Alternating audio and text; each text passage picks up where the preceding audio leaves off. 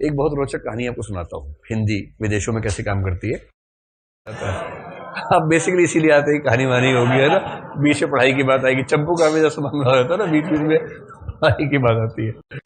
तो मैं अभी यूरोप गया हुआ था, तो वहाँ फ्रांस में एक आदमी मिला हमें, एक रेस्टोरेंट जो आदमी चला रहा था। हम रेस्टोरेंट भारत का ही ढूंढ लेते हैं, मैं शाकाहारी हूँ तो मुझे बड़ी दिक्कत रहती है वहाँ पर। वहाँ कुछ हम तो केला दही खा के काम चलाते हैं वहाँ पर, शाकाहारी लोग। तो वहाँ कुछ इंडियन रेस्टोरेंट्स मिल जाते हैं।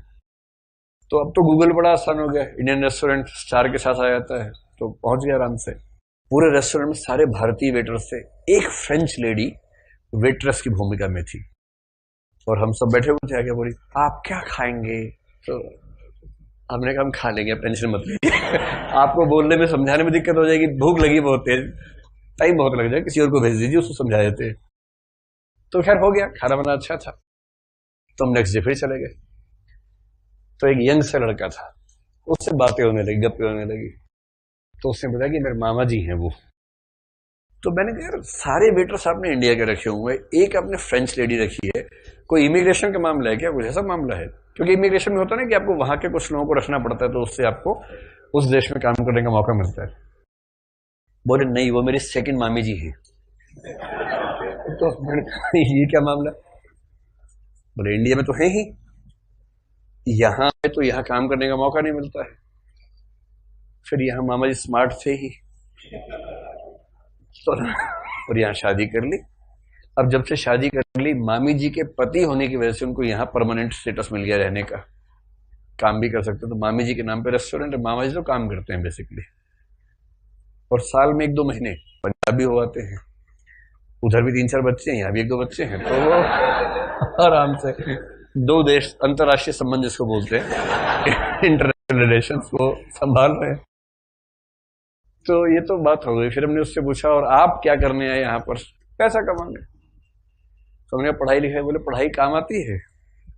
तो पढ़ाई की नहीं मैंने, किसी तरह से औपचारिकता पूरी करते मैं यहाँ आ गया था, मामा के साथ काम करने लगा।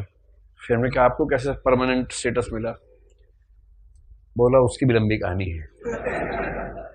मैं फ्रेंच विश्वविद्यालय गया, फिर हिंदी विभाग में एक लड़की पढ़ाई कर रही थी, फ्रांस की, पेरिस की। मैंने उससे हिंदी में बात की। मैंने कहा आपको हिंदी में दिक्कत है, मैं समझा सकता हूं आपको हिंदी। और फिर ऐसा समझाया कि दोनों की शादी हो गई।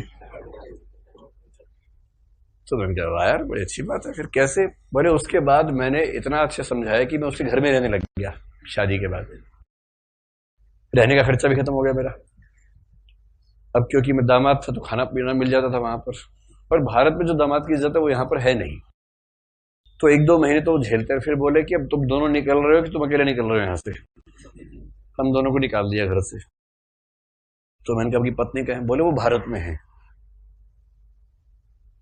वो क्या करती है? वहां स्कूल में पढ़ाती है, कभी कभी यहाँ आ जाती है। हाँ, वो फ्रेंच पढ़ाती है। और मैं उसका पति होने की हैसियत से यहाँ रेस्टोरेंट चलाता हूँ, बीच में वहां हुआता हूँ। क्या दुनिया है, देखिए, शानदार दुनिया है। फोटो दिखाई, देखो ये देखो, लग रहा है कि मेरी पत्नी? नहीं लग रहा ना, मेरी पत्नी है।